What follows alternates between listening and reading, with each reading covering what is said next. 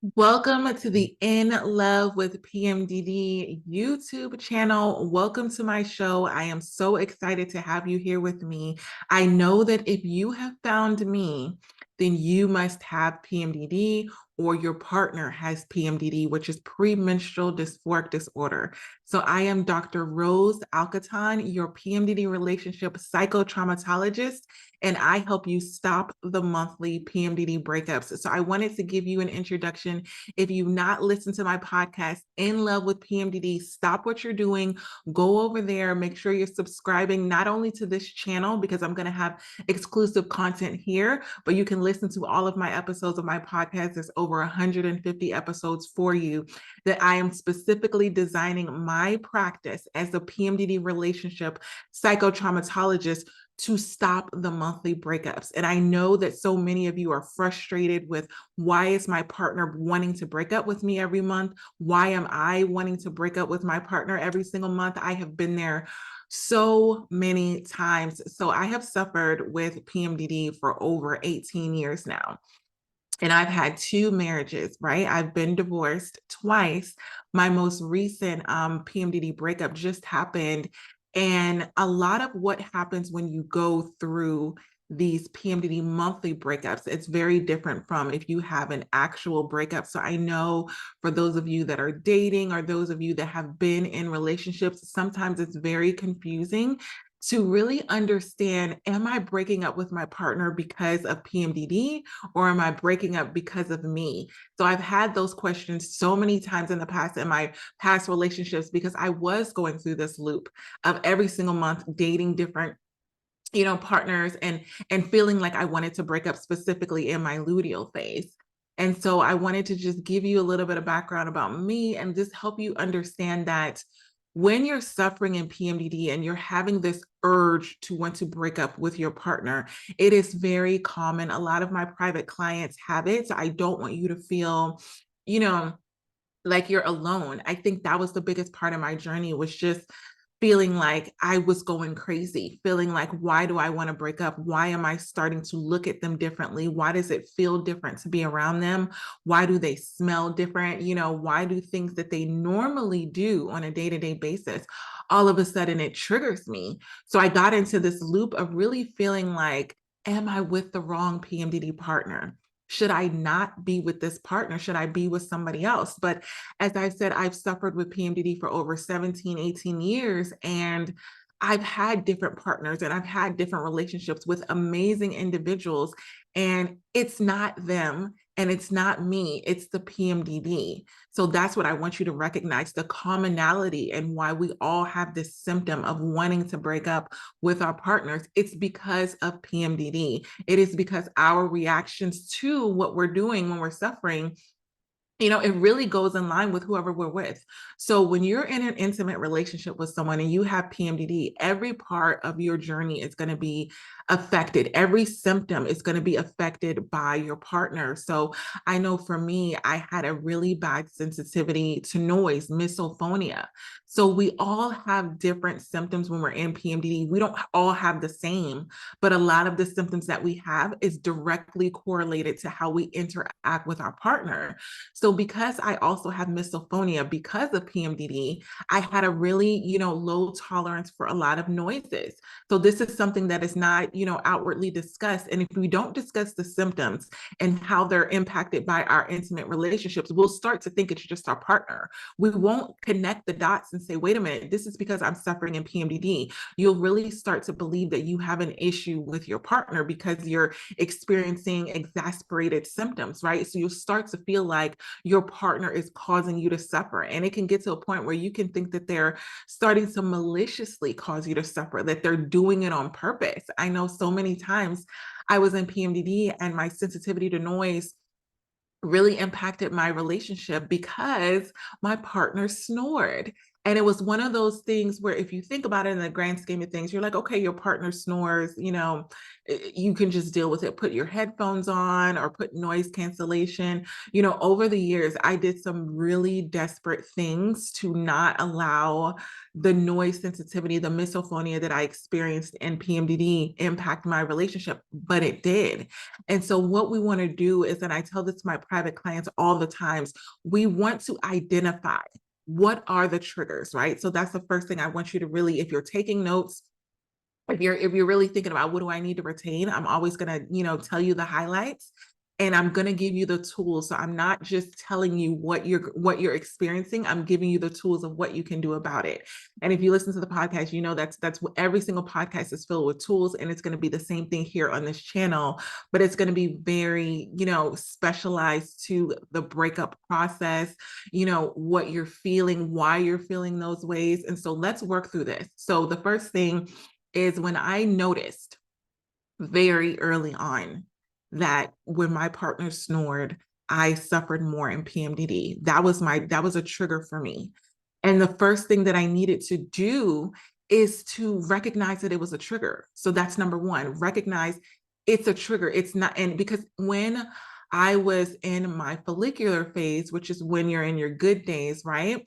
I, the snoring, it impacted me. I noticed it was there. I'm not denying that my partner snored, but it didn't bother me to the extent that it did when I got into PMDD. When I got into PMDD, because of the misophonia, it was torturous. And so when I was in PMDD, I just had to recognize, okay, the snoring is a trigger.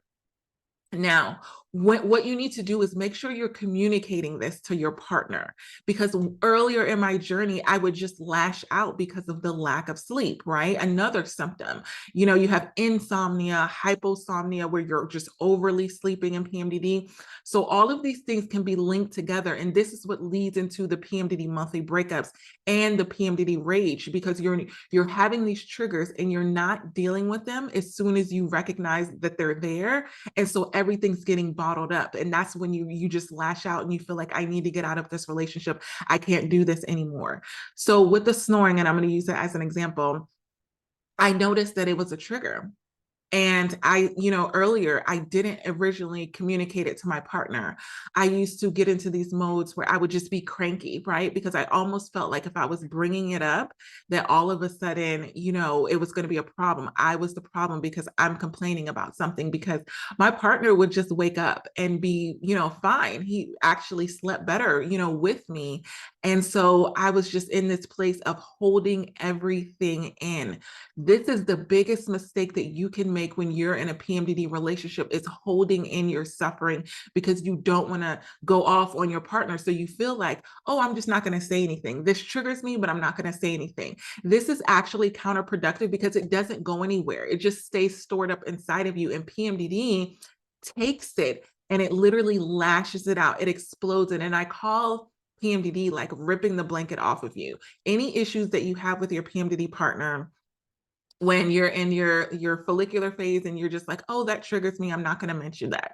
Oh, that triggers me, but I'm not going to mention that. When you get into PMDD, it rips the blanket off of all of your issues, and then all of a sudden you're forced to deal with it, but you're not necessarily in that emotional state to deal with it. It starts to feel really overwhelming. So like I said, the first thing is recognize what your trigger is. So if you're listening to this right now, I want you to stop and think about, what is something that your PMDD partner that triggers you when you're in your luteal phase, when you're in PMDD? What is that thing, right? So once we recognize it, the second thing that I want you to do is I want you to communicate it to your partner in a way that you're not blaming them and you're not shaming them for it. So for me, I used to just be so irritable, and then my partner would be like, what's wrong with you? So there's two ways you can deal with this. You can be like, nothing's wrong with me. And for me, I would get into this mode of saying, what do you mean? Like, what's wrong with me. You were snoring again. And so every single month we would go through this, and he would be like, it's just a normal thing. It's a normal thing that people do. Like, what's wrong with you? Like, you should be able to handle this and manage this. And part of me really did start to think that about myself, like, wow, what is wrong with you where you can't just go to sleep, right? You can't just put the headphones on or put the eye mask on or listen to the white noise. It wasn't working. And so that's what the third thing that I want you to do is, after you communicate effectively to your partner that this is a trigger, you need to make a plan to do something about it. Again, I'm telling you this because I made the mistake of just brushing it off, of just ignoring it, of just thinking that I could go into my luteal phase, I can be suffering in PMDD, and it wasn't necessarily going to bother me. I didn't plan for it. So then every time it happened, it was almost this shock of like, oh, here we go again. And then my partner would say that, like, oh, here we go again. You're complaining about the snoring. Because when I was in my follicular days, I didn't make a plan for it. Or the plans that I made never worked. Over the course of my whole marriage, this was a constant trigger for 5+ years. I was suffering every single time I went into PMDD with the snoring. It never went away because it was never fully addressed as a plan of action. So that's what I need you to do is I need you to write out or work with, a professional on a plan of action to what the trigger is. Depending on the trigger, it can be very, very different. And you might have multiple things. So I know with my private clients, I have multiple sessions with them and we're working out this plan of action for when you go into PMDD. Like, what is the sleeping plan, right? Sometimes it's rejection sensitivity. Maybe you're missing out on intimacy. And this channel is for not just the partners that don't have PMDD and have PMDD. It's for both of you. So if you're coming here because you're trying to get help in your relationship and really understand why your partner keeps breaking up with you every month, I want you to stick with me because I'm providing you with tools as well. And so for the partners that don't have PMDD, I'm letting you know what your role is. Your role is to strategically have a plan of action. And I know you have one of the hardest roles in this relationship. I know a lot of times us as PMDD sufferers, we think that, we have the hardest role, but actually the partner has an even harder role because they're not experiencing any shifts within them, right? They're having symptoms, they're having things that they're struggling with, but it's not related to what is going on in their mind and their body on this clock. So us who have PMDD, we're consistently on this clock of luteal phase, ovulation, menstruation, all of these things, but the partner is left to just be intuitive and kind of, gauge how we are, where we are in our cycles. And it's a very constant thing. Like, you really can't stop tracking your partner's cycle. So I really, really understand the suffering that the partner can go through. That's actually why I wrote my dissertation for partners, with really talking about the struggles that they have, because I understand that it's hard for you too. And I understand that there's this silent struggle. So let's get back to what you need to do if you're consistently getting triggered and you're feeling like you need to break up. So back to the example about the sleeping, have that plan of action and do it in a way where you're not blaming your PMDD partner. I made this mistake so often where I would blame my PMDD partner for the snoring. I would say, you're snoring, it's bothering me. And it wasn't necessarily that I had an issue with my partner snoring. I think I really just had an issue with the fact that there was no level of accountability for what it is that he was doing to contribute to my suffering. It was more so like, that's your problem, or, you need to deal with it kind of thing. So if you're the partner, I want you to really take accountability, even if you're not maliciously doing it. I know that my partner wasn't snoring on purpose. I know that whatever it is that you're doing in PMDD that's triggering your partner, I know you're not doing it on purpose. I know you're trying your best. I know you're just trying to exist within a relationship with someone that suffers with PMDD. So even if you're not doing something maliciously, I want you to get to a point where you are being able to take yourself out of that space of feeling offended, right? And the offense comes with the blame. So if you're the partner that has PMDD, we're not blaming our partners for what they're doing to trigger us. We're addressing them. I'm going to repeat that. We're not blaming our PMDD partners for what they're doing. We are addressing it. And when you begin to address the things that are really going on in your PMDD relationship, you begin to look at it like you're a team. You begin to look at it as, okay, let's work on this together. Let's work on a plan of action. And so the fourth thing I want you to do is, after you have, one, identified that you have a trigger, that there's something that your partner is doing. Two, you're communicating that to your partner, and you're not doing it in a way that's blaming or shaming. You're having that open dialogue and communication. And then you're recognizing, okay, what does this look like? So when we go into the plan of action, we're saying, okay, it's very strategic. What does this look like? If you, for example, if you have something where it's like, you get the sensitivity to noise in a different way, where you feel like they're slamming things and they're not really slamming things, or if it's fatigue or whatever it is, what does it look like? What is your desired outcome? What do you want your partner to really do about it? And I had to ask myself, what do I want my PMDD partner to do about this snoring? What do I want them to do? Because a lot of times when you go into PMDD, you say, I want my partner to be more supportive. I want them to be more supportive. And I always tell my private clients, what does that look like? What does that really look like to have your partner shift and do something? And if you're not able to communicate that because you don't really know what it looks like, you're like, I know that I need something. I know that I'm suffering in PMDD, but I have brain fog. I don't have the ability to just sit here and explain it to you, right? Communication is really hard when you're in PMDD. So I would say, when you get into your follicular days, really ask yourself about this specific trigger. What is it that I want my PMDD partner to do about this? So for me, I went through a couple of courses of actions, and I strongly suggest that you have more than one. Because if you're coming up with what you want your partner to do on your side, you have to communicate it and give them options. Because what if the first option is not something that they're comfortable with? My first thing was sleeping in separate bedrooms. That was my very extreme solution, because I felt like the earphones weren't working, right? The white noise wasn't working. The more that I was cranky because I wasn't getting sleep, the more traumatic our relationship began to get. It was very combative the next day, because we just weren't seeing eye to eye, because I was irritated. I was in PMDD. I was suffering with all of my symptoms, and I didn't get any sleep. And I was in that place of just trying to hold everything in, because you really get to this place where you get hopeless. You begin to feel like, what's the point of bringing it up? What's the point of bringing up my trigger? Because I feel like every single month we go through the same thing again and again and again. That was me. I was like, here we are again, and I'm in PMDD, and the snoring is still bothering me.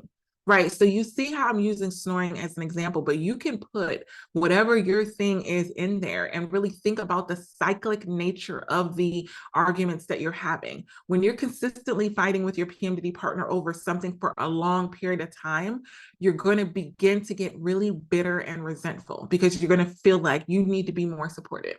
You need to do something better. And if you're the partner that doesn't have PMDD, maybe the issue or the trigger for you is that your partner shuts down. Maybe they withdraw from you emotionally when they go into PMDD, and it's a trigger for you because you're wanting that love, you're wanting that affection, you're wanting that attention, you're wanting to be close to them. You're really, really wanting to be close to them, and that's all you want. You're willing to deal with and put up with so many things that are shifting and changing in your PMDD relationship, but you can't do it without that level of intimacy and affection. So maybe it's a trigger for you when your partner, withdraws. So this is when you need to create a plan of action. What does it look like? When you know that your partner is suffering in PMDD, what is it that you really need for them to do? And then have that open dialogue and communication on, okay, this is what I really need from you. And it's more of a negotiation as well. Because if you say, I need you to have sex with me every day in order for me to feel close to you in PMDD, and for the sufferer, a lot of times for us, we have sensitivity to touch. Some of us don't want to be touched. It's not that, we're not wanting to be close to you. We're not wanting to be with you. Sometimes it can literally make our skin crawl. There's something that happens when you go into your luteal phase, where sometimes intimacy is not as enjoyable. And so you may be saying, I want, my partner to have sex with me every single day in order for me to feel close with them. And if they're saying that's not something that I can do because I'm suffering in PMDD, then come to a level of negotiation. Okay, what can you do? I say this with my private clients. You say if you take sex off the table, right? So I'm not going to force you to do that or tell you that, yeah, you need to meet your partner's needs at the expense of your suffering. What can you do? Can you give your partner a back rub? Maybe you don't want to be touched. Maybe you can touch your partner. And I know for all the partners that are listening to this, they're like, that sounds amazing. Yes, you may feel like it may escalate and go into other things, but you will be grateful for touch because we're really looking at it. It is the touch that your partner needs. It's the touch and the wanting to be close to you. Maybe it's quality time. Whatever it is that your trigger is as the partner that doesn't have PMDD, whatever your trigger is that you're not getting these unmet needs, it needs to be communicated and addressed. So I want you to know that when you're in PMDD, when your partner is in a PMDD and you're in that space of just feeling like why is my partner triggering me, why do I want to break up, there's something there, and I want you to go through this discovery process because this is really really really going to help you. So many times when I was in my PMDD relationships and I just really didn't want to always be that partner, always be that person that's bringing up these things. So I know what it feels like. You already have PMDD. You may feel like you're a little bit at a disadvantage because you have this disorder. And now you're having to consistently bring up these things, have these conversations. This is only going to bring you closer. So if you're in that space where you're having a lot of fear about bringing up your triggers because it has, caused fights and arguments before, I want to let you know that the option to not bring it up is going to cause more fights and arguments, and it's going to lead to that PMDD rage, and it's going to get you to that point where you're just exploding on your PMDD partner. So I hope that these tools, I hope that this method really, really helped you. I'm going to be back for more tips and tools every single week, but in the meantime, go listen to my podcast, In Love with PMDD. Go to my website, inlovewithpmdd.com, if you want to get some of my counseling services. Again, I am Dr. Rose Alcaton, your PMDD relationship psychotraumatologist. And until next time, we got this.